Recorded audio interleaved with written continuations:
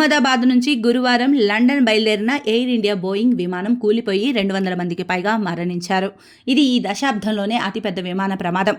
అయితే ఇలా విమాన ప్రమాదాలు జరిగినప్పుడు ఆ ప్రమాదం ఎలా జరిగిందో తెలుసుకోవడానికి విమానంలో ఉండే బ్లాక్ బాక్స్ అనేది చాలా కీలకం. విమానం కూలిపోవడానికి గల కారణాలను కనుగొనడానికి బ్లాక్ బాక్స్ డేటా సహాయపడుతుంది. సాంకేతిక లోపమా, మానవ తప్పిదమా లేదా ఇతర కారణాల వల్ల ప్రమాదమా అనేది దీని ద్వారా తెలుస్తుంది. ఇంతకీ బ్లాక్ బాక్స్ డేటాను ఎలా డీకోడ్ చేస్తారనేది ఈ కథనంలో తెలుసుకుందాం. జూన్ 12న గురువారం అహ్మదాబాద్లో జరిగిన విమాన ప్రమాదంలో 200 మందికి పైగా మరణించారు. ఇది ప్రపంచంలోనే గత 10 ఏళ్లలో జరిగిన అతిపెద్ద విమాన ప్రమాదంగా నిలిచింది.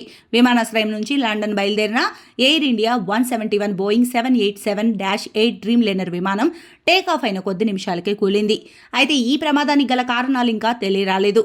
కానీ విమానంలో ఉండే బ్లాక్ బాక్స్లోని సమాచారాన్ని డీకోడ్ చేస్తే చివరి క్షణాల్లో ఏం జరిగిందన్నది తెలుసుకోవచ్చు. ప్రస్తుతం అధికారులు విమానం బ్లాక్ బాక్స్ను వెలికి తీసేందుకు ప్రయత్నిస్తున్నారు. విమానానికి సంబంధించిన ముఖ్యమైన సమాచారాన్ని నిక్షిప్తం చేసే ఈ పరికరాన్ని పూర్తిగా విశ్లేషించడానికి వారాల నుంచి నెలల వరకు సమయం పట్టవచ్చని నిపుణులు చెబుతున్నారు. ఈ క్రమంలో అసలు బ్లాక్ బాక్స్ అంటే ఏమిటి, అది ఎందుకు ఉపయోగపడుతుంది, అందులోని సమాచారాన్ని ఎలా డీకోడ్ చేస్తారు అనే విషయాలు ఇప్పుడు పరిశీలిస్తే బ్లాక్ బాక్స్ ఆరెంజ్ రంగులో ఉంటుంది. దీన్ని విమాన ప్రమాదాల్లో ధ్వంసం కాకుండా ఉండేందుకు వీలుగా తయారు చేస్తారు. మంటలు, నీటి ఒత్తిడిని కూడా తట్టుకునేలా దీన్ని తయారు చేస్తారు. ఇందులో 2 రికార్డర్లు ఉంటాయి. ఒకటి ఫ్లైట్ డేటా రికార్డర్, ఇది విమానం ఎత్తు, వేగం, ఇంజిన్ పనితీరు వంటి ముఖ్యమైన సమాచారాన్ని నమోదు చేస్తుంది.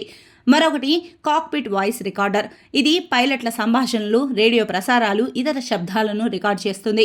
America national transportation safety board ప్రకారం ఈ రికార్డర్లు 25 గంటల విమాన సమాచారాన్ని నిరంతరం నిక్షిప్తం చేస్తాయి. దీంతో ప్రమాదానికి దారితీసిన సంఘటనలను సెకండ్ టు సెకండ్ ఏం జరిగిందో తెలుసుకోవడానికి సహాయపడుతుంది. ఎన్టీఎస్బీ అనేది అమెరికా ప్రభుత్వానికి చెందిన ఒక స్వతంత్ర దర్యాప్తు సంస్థ. ఇది సివిల్ ట్రాన్స్పోర్టేషన్ ప్రమాదాలపై దర్యాప్తు చేస్తుంది. అహ్మదాబాద్ ప్రమాదానికి సంబంధించి బ్లాక్ బాక్స్ డేటా చాలా కీలకం. ప్రమాదం సాంకేతిక లోపాల కారణంగా జరిగిందా, ఇంజిన్ సమస్య లేదా మానవ తప్పిదం వల్ల జరిగిందా లేదా ఇతర కారణాల వల్ల జరిగిందా అని తెలుసుకోవడానికి ఇది చాలా ఉపయోగపడుతుంది. ఇక బ్లాక్ బాక్స్ డేటాని ఎలా విశ్లేషిస్తారు అనే విషయానికి వస్తే, బ్లాక్ బాక్స్ను కనుగొని వెలికి తీసిన తర్వాత దాన్ని భారత్లోని aircraft accident investigation bureau లేదా ఇతర అంతర్జాతీయ ప్రయోగశాలలకు పంపుతారు. Bureau of aircraft accident archives ప్రకారం దర్యాప్తు అధికారులు మొదట బ్లాక్ బాక్స్ పరిస్థితిని పరిశీలిస్తారు. అందుకోసం మెమరీ మాడ్యూల్ను తీసివేసి అది దెబ్బతింటే దాన్ని సరిచేస్తారు. దర్యాప్తులో భాగంగా వాయిస్ రికార్డులను విమాన డేటా షేర్డ్ టైమ్ లైన్ ఆధారంగా విశ్లేషిస్తారు. రాడార్ రికార్డులు, ఎయిర్ ట్రాఫిక్ కంట్రోల్ సమాచారంతో వాటిని సరిపోల్చుతారు. ఆధునిక సాంకేతిక పరిజ్ఞానాన్ని ఉపయోగించి FDR డేటా ఆధారంగా 3D కంప్యూటర్ సిమ్యులేషన్ను రూపొందిస్తారు. దీని ద్వారా విమానం ఎలా ప్రయాణించింది, సిస్టంలో ఏ లోపాలు జరిగాయి అనే విషయాలను తెలుసుకోవచ్చు. అహ్మదాబాద్ ప్రమాదానికి సంబంధించిన వీడియోలను విశ్లేషించిన aviation safety consultant Anthony Brickhouse కొన్ని విషయాలను గుర్తించారు.